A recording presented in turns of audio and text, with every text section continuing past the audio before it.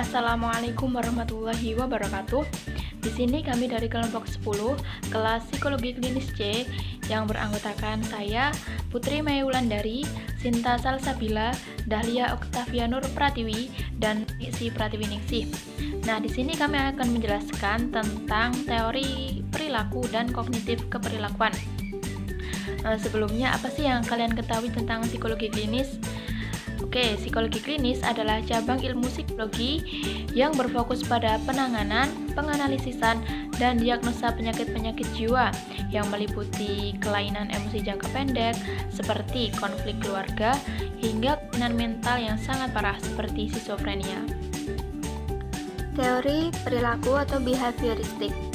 Pendekatan teori behavioristik pada psikologi klinis menjelaskan jika perilaku dapat dikontrol, bahkan dimanipulasi dengan cara memberikan reinforcement pada orang-orang yang perilakunya seusia dengan keinginan, dan terdapat hukuman ketika perilaku yang dilakukan tidak sesuai.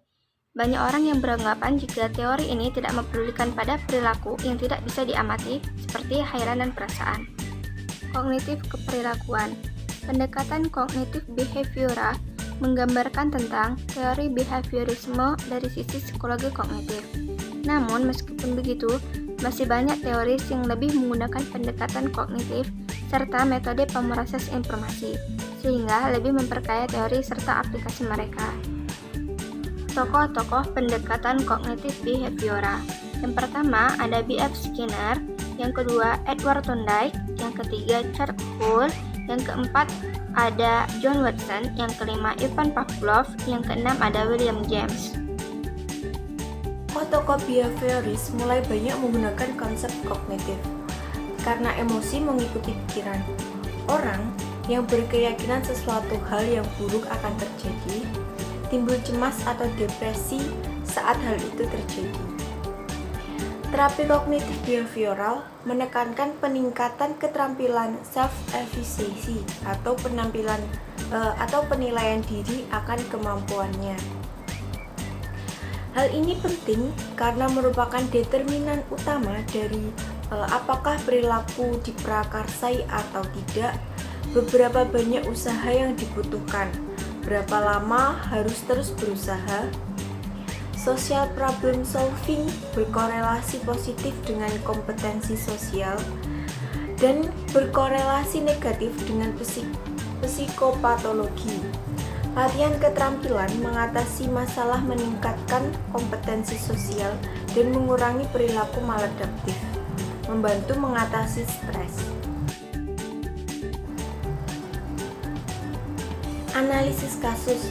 Pola pikir seseorang terhadap sesuatu dapat mempengaruhi emosi dan perilakunya.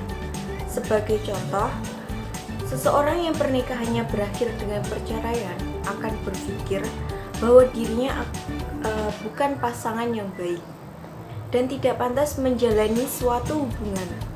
Pola pikir tersebut akan membuat putus asa, kemudian memicunya menjauhkan diri dari lingkup sosial.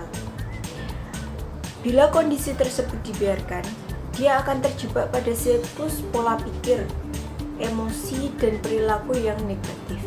Lalu bagaimana solusinya? Melalui terapi perilaku kognitif. Pada terapi perilaku kognitif, pasien yang mengalami kondisi seperti di atas akan belajar cara berpikir positif, sehingga akan menghasilkan emosi dan perilaku positif pula. Terapi perilaku kognitif dapat dilakukan dalam sesi personal, baik bertemu langsung atau melalui telepon maupun video. Terapi juga bisa dilakukan secara berkelompok, baik bersama anggota keluarga maupun dengan orang yang memiliki masalah serupa. Sekian dari presentasi kami, mohon maaf apabila ada kesalahan. Sampai jumpa di lain waktu. Wassalamualaikum warahmatullahi wabarakatuh.